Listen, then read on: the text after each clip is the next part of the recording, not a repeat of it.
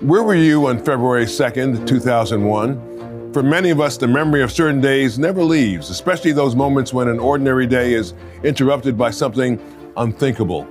On that winter morning in Red Lion, Pennsylvania, classes were in session, children were in class, teachers doing what they've done hundreds of times before. But that routine was shattered when a man walked into an elementary school carrying a machete. Chaos, then fear, and then a profile in extraordinary courage when a principal refused to run, moving toward the danger, standing between violence and the children in her care. Tonight on State of Independence, we'll hear from that heroic principal, Norina Bentzel. This isn't just a story about a school attack, it's about divine interventions and God transforming pain into purpose. Don't go away.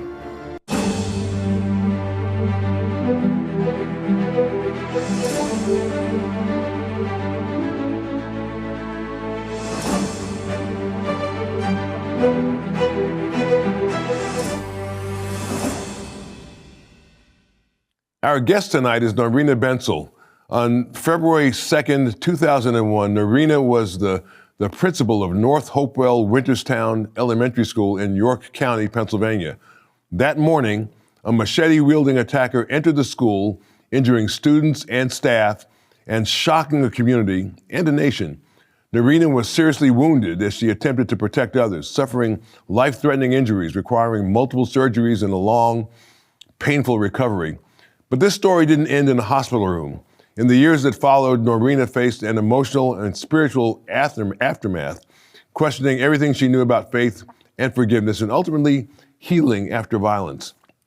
Tonight, she's sharing her story in a book titled Glorious Sadness: Faith, Love, Hope Trumps School Attack, a memoir about holding the great tension of grief and hope. Norina Bentzel, welcome to State of Independence. We're just so glad to have you here tonight. Thank you. Thank you My for pleasure. coming to spend time with us and to talk about your story and about your book.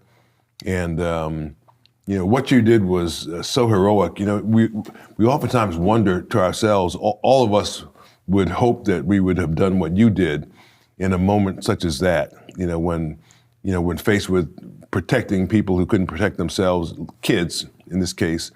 But you did it. You were the hero, and you protected your kids. You didn't run, but you protected your kids. Take us back to that day. Sure. It was actually beach day at our school that day. It was meant to be a fun day.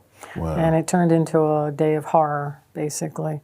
It started out like a normal day. And unfortunately, a man gained entrance into our school, and he followed in somebody who'd been buzzed in, I guess. Yes, all of our doors were permanently locked, and the only way you could get in was through the front door, where we had a video camera system, and we could talk to the person that kind of rang a doorbell. A mother came in, her daughter had forgotten her packed lunch for that day, and she brought that to the school, so she buzzed in. And actually, I was in my office and watched the whole routine happen to begin, and he just kind of moved right over and grabbed the door before it closed, and then just walked in the school. And when he walked in the school, he didn't look like a dangerous person, I'm guessing. No, not at all. To me, in my mind, he looked like a grandfather who possibly was coming to pick up his grandchild. Our morning kindergarten sessions were just beginning to close, and so our students were getting ready to go home from the morning session. So it all made kind of sense in my mind that that's probably who he was. Yeah, he did, and there was no visible weapon. I mean, obviously he didn't have a gun, but he had a machete. But he wasn't carrying the machete when he walked into the school. No, he had it, unknown to me, hidden in his left pant leg. So when he walked into school, he just looked like a grandfather coming into the school. Wow. And how did you know that something was wrong? So I got involved by a phone call that there were so many things that I call divine intervention. And so I wanted to go from my office to the cafeteria where our lunch shifts were just beginning. And if you have beach day in an elementary school, you know that the students are going to be a little more wound up than usual. So I wanted to head over there to help our cafeteria assistant out. And so I started out, and when I got to the threshold of my door of my office, there was a message kind of pounding in my head. And it said to me, just stop and go back to your desk, pick up your phone and call your son. And so I did that. And what happened in in part of the event, when I picked up the phone to talk to my son, who was at the babysitter's, he was probably having lunch, getting ready to go to his kindergarten session in a different school district. But what that did for me is there was a window at the corner of my office that, as I was talking on the phone, I had a direct vision of the front of my building. And so I saw him kind of move over to that door and come in the door. But having to make that phone call really is what got me involved in this event. Wow. So you go to where he is. Were you the first person to confront him? Or? I was, yeah. So I went, again, I was heading to the cafeteria. It's where I wanted to go.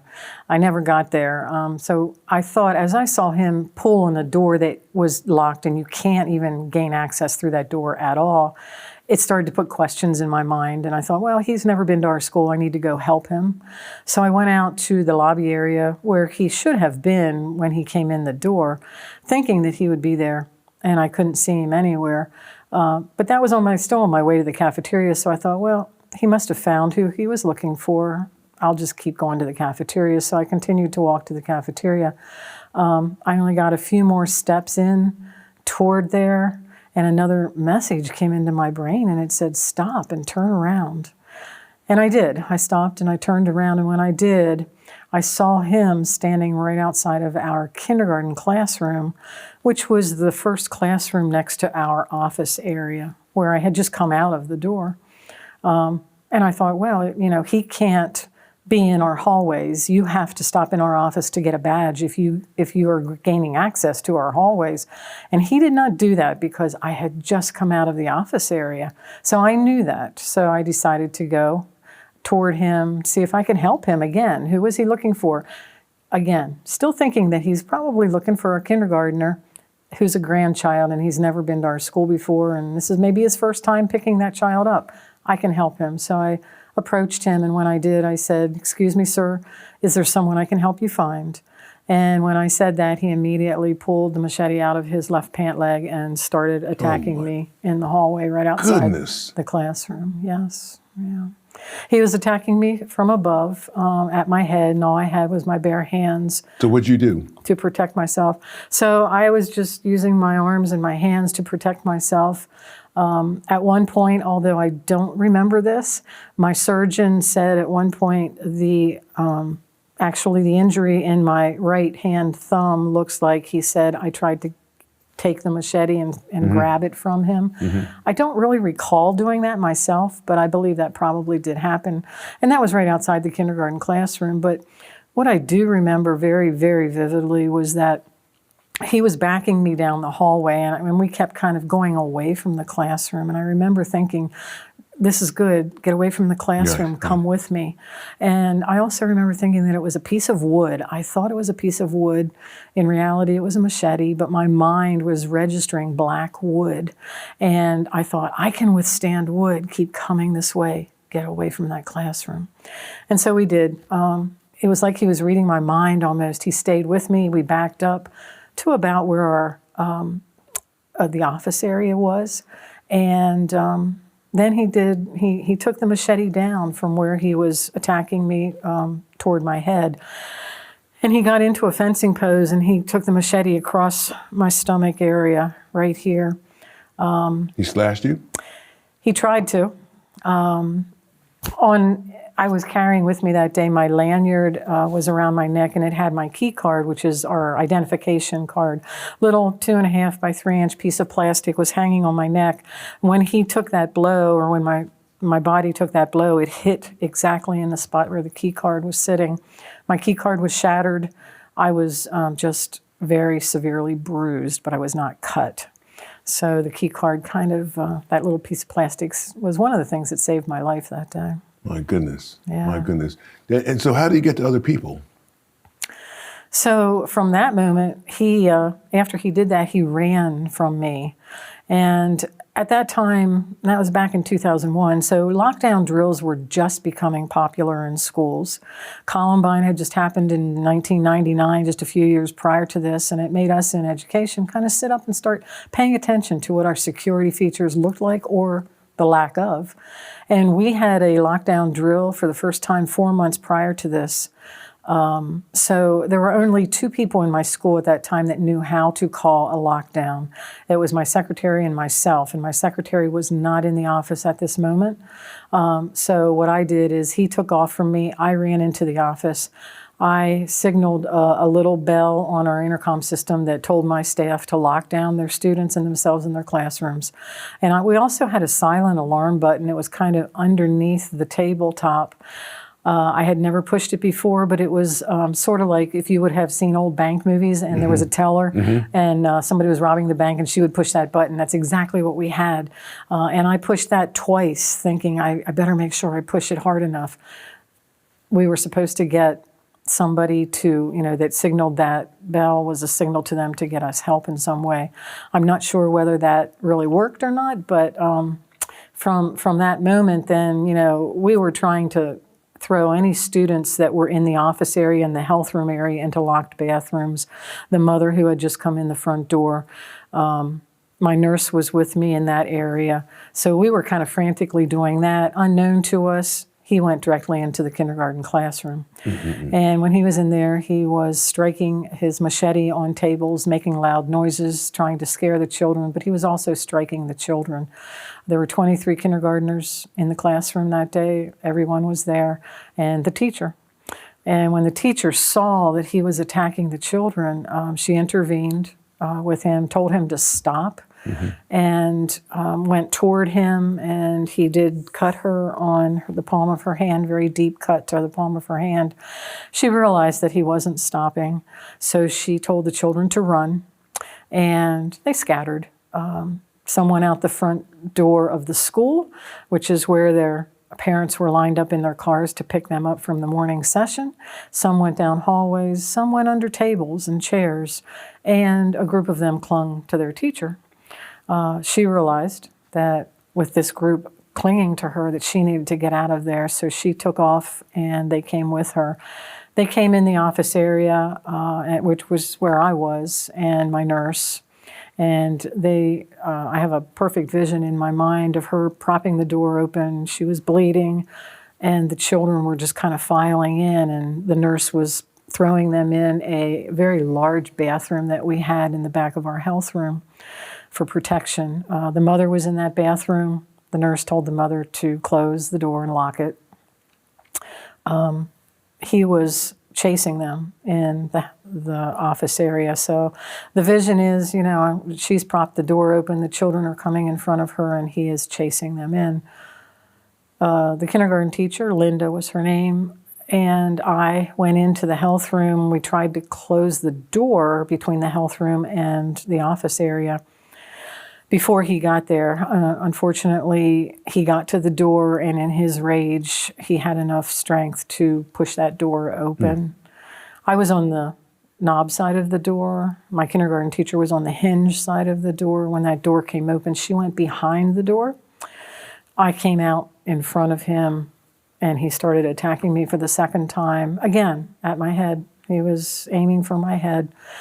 And at that moment, I put my arms in a crisscross position to protect my head, and I received a lot of my injuries on this arm and hand because of that. But he did not cut my head, didn't get to my head. At that moment, interestingly enough, I yelled to my kindergarten teacher, who was now in there with us. The mom had just closed the door with all the children and locked it. And my kindergarten teacher and the nurse were trying to sneak out behind him to get away from him. And either because of that, they took his attention off of me, or I was starting to fall into the medicine cabinet that was right beside me. And maybe he thought that I was no longer a threat to him. One of those two reasons, he stopped attacking me for the first time and turned away from me. And when he did that, I yelled, "Help me get him down," for my teacher and my nurse. I jumped on his back, and I heard clink. Now, clink was a good sound to me because clink meant he dropped what he had in his hand. Right. Again, to me... Is that what happened? Yeah, he dropped it. And so I'm on his back. I jumped on his back. We kind of stumbled. Well, I felt it was interesting. This was a kind of a climax of the actual event. As I'm holding onto his back, I felt his life kind of drain through my body, down the torso of my body, out my legs and out the feet of my body. We stumbled over to a desk in the nurse's office, and he was kind of on the ground, one knee down on the ground. I was more or less hovered over him, holding on to him. And then he spoke to me for the first time. What did he say? He said, "Arlen Specter made me do this." And I looked at him. His head was here. Yeah. He said, "Arlen Specter made me do this." And I looked at him and I said, "What?" I said exactly what you just said. Because I knew who Arlen Specter was. He was a Pennsylvania senator.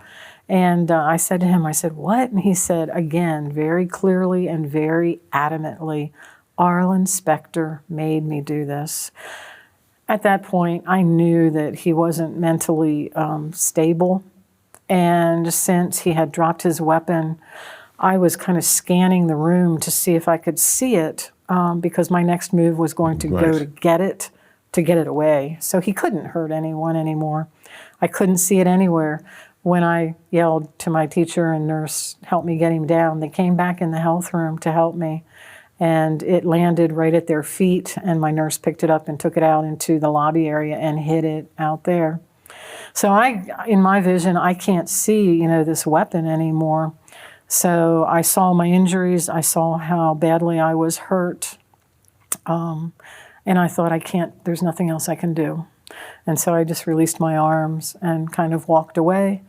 I walked out into what was the hallway and didn't want to be there.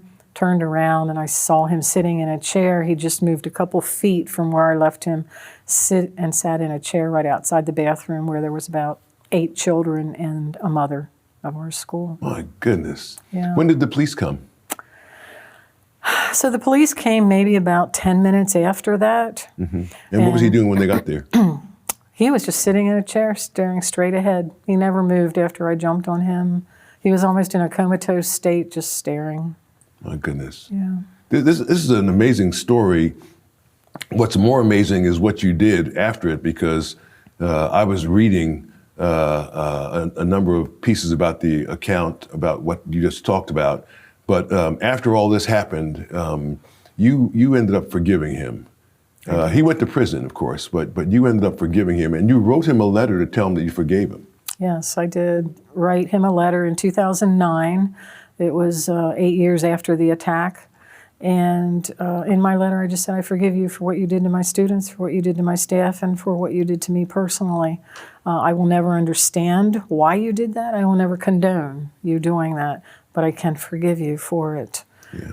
Well, Jesus forgave the people who crucified him on the cross. And as he was hanging on that cross, he said, "Father, forgive them, for they know not what they do." Yes. A very, very sweet spirit. What a sweet Christian spirit to do that.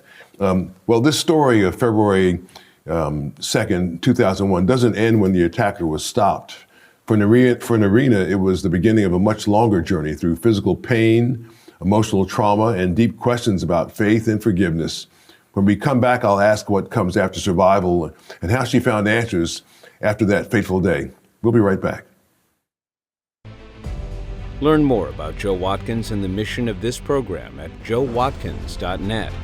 And tell Joe what you thought about today's program in the comment box.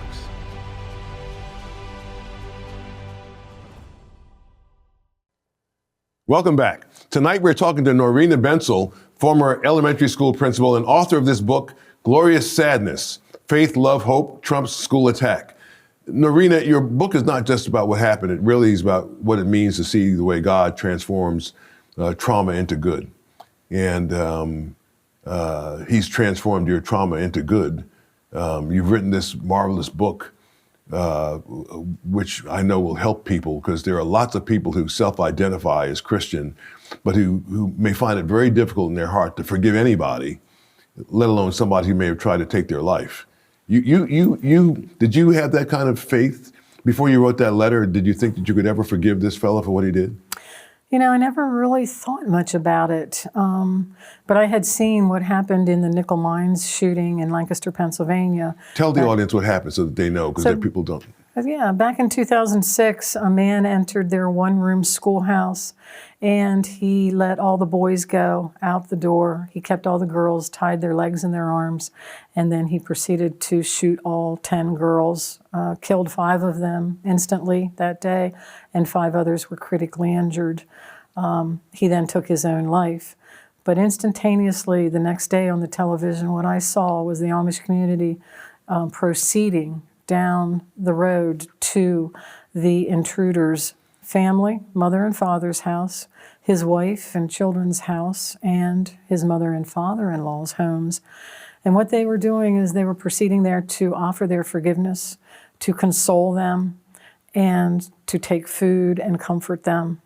One of the Amish men actually hugged and spoke with, I believe, the father-in-law of this man who did this to their children for about an hour to console him.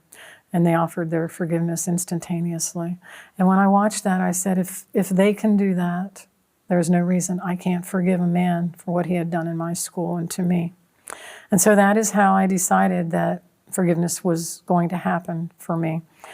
I went through a mediation procedure, took 3 years, but I wrote a letter, and it was actually delivered to him in prison. And unfortunately, he said that he would never read it, that my life meant nothing to him, and that he could really not care about it at all. So he passed away actually on November the 27th of 2023, not that long ago. And to my knowledge, he never read my letter. But what you did is not forgotten.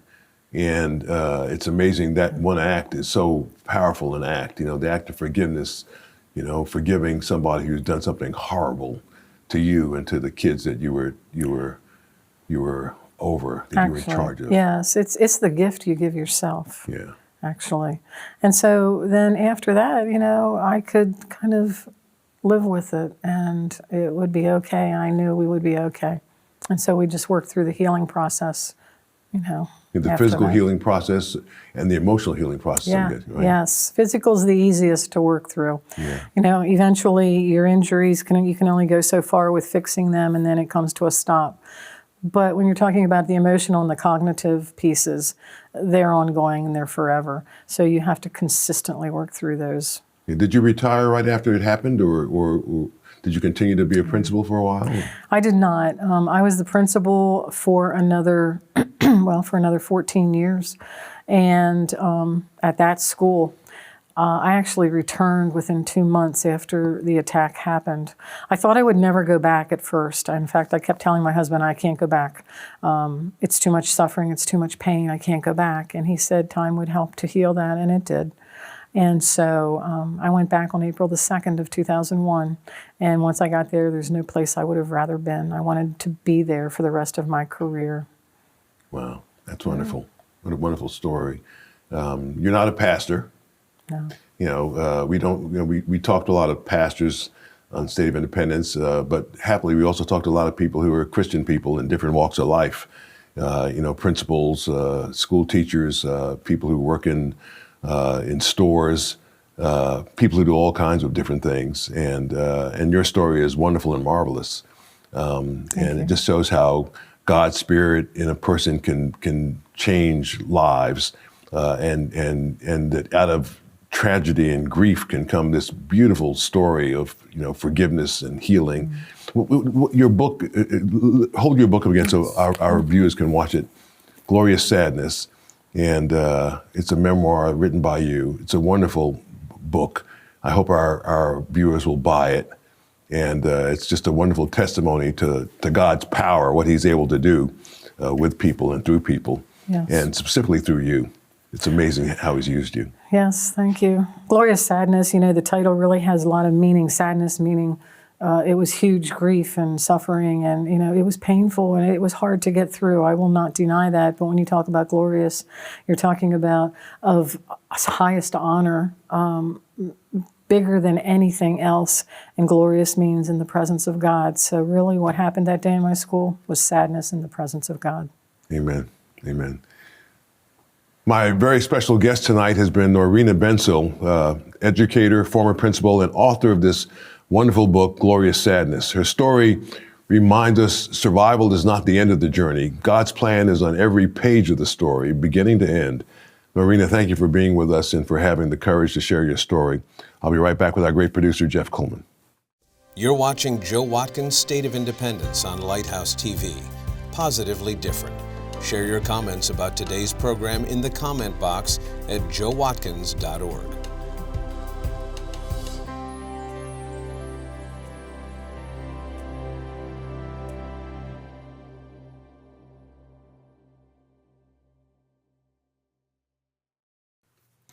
We're back with our great producer, Jeff Coleman.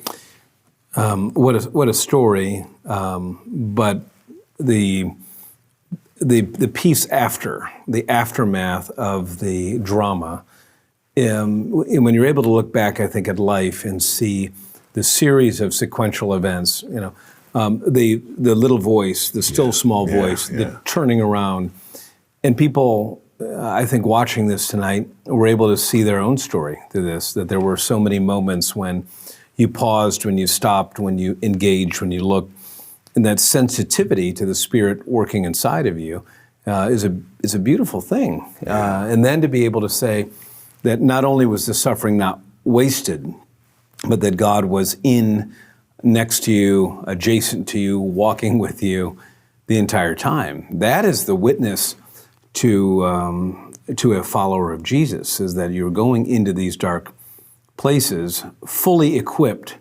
for the day you didn't expect. And she expected a fun day, and what she got was horror. But in the middle of that horror was literally like those three Hebrew boys in the midst of the fire. Jesus was with her in the center. That is the testimony to how we have to approach, I think, all human suffering. But in the moment, in the heat of it, it's almost impossible to think that way. Your instincts have to kick in. And in this case, I think her sensitivity to what God was doing inside of her was louder than any other fear or sense of anxiety. Yeah. It was the overriding power. What do you think about her forgiving the person who did this? I mean, the forgiveness piece is the one that we have to remind ourselves it's possible. And here's an example of someone who lived and experienced it. Tonight's conversation with my new friend, Norina Bentzel, may have stirred up a storm of difficult memories for you, but trauma, grief, anger, and hope, all the hardest things, are never wasted when you trust your life and future to a loving God. Let tonight be a reminder, when we're weak, He is strong. Get a copy of this wonderful book, Glorious Sadness, Faith, Love, Hope, Trump's School Attack. And if tonight's program gave you a jolt of encouragement, send me a note at joewatkins.org. I'll read and respond to every message. For Jeff Coleman and the entire production team here at Lighthouse TV, thanks so much for watching. From America's first capital, Philadelphia, the city where it all began 250 years ago, I'm Joe Watkins. I'll see you next week on State of Independence.